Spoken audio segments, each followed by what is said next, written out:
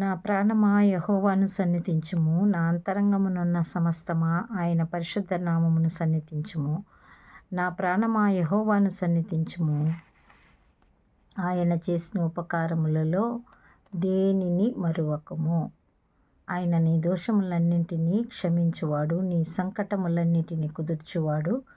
సమాధిలో నుండి నీ ప్రాణమును విమోచించుచున్నాడు.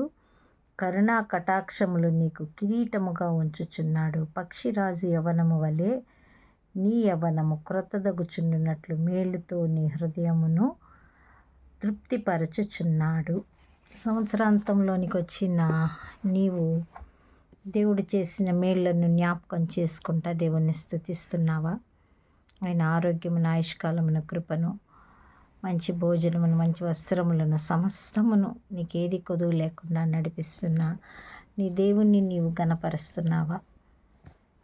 ఒకసారి సంవత్సరం అంతట్లో దేవుడు నీ జీవితంలో ఏ మేలు చేశాడు జ్ఞాపకం చేసుకో. అసలు దేవుడు ఎక్కడున్నాడు, దేవుడు ఏం చేశాడు అని మరి ఎదురు ప్రశ్నలు వేయకుండా ఆయన చేసిన మేళ్లను జ్ఞాపకం చేసుకుంటా స్తుతించు, ఆయన ఆరాధించు, ఆయన కీర్తించు, ఆయన కొనియాడు.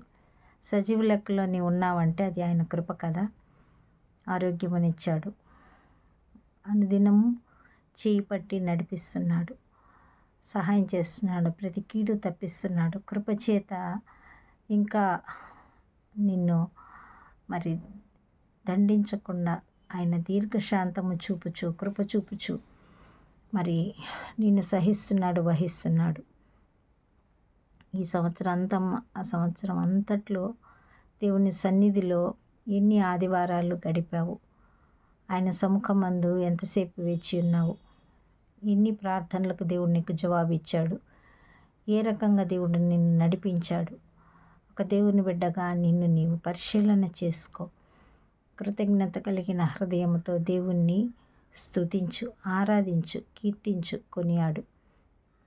విశ్వాసంతో, నిరీక్షణతో దేవుణ్ణి సంతోషపెట్టే కార్యాలు నేను చేస్తున్నానా అని పరిశీలన చేసుకుంటూ, సరిదిద్దుకుంటూ, దేవుని దగ్గర క్షమాపణ కోరుతూ, జీవితాన్ని పరిశుద్ధపరచుకుంటూ మరి న్యూ ఇయర్లో ప్రవేశించడానికి నిన్ను నీవు ఆయత్తపరచుకో.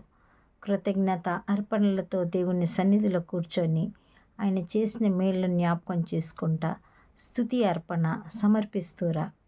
నీకు దేవుడు చేసిన మేళ్లను నువ్వు జ్ఞాపకం చేసుకుంటుంటే అవి లెక్కకు మించినవి. కూర్చొని రాయి, నీకే తెలుస్తుంది ఎన్ని మేళ్ళు చేశాడు, ఆ దేవునికి నీవేం చేస్తున్నావని.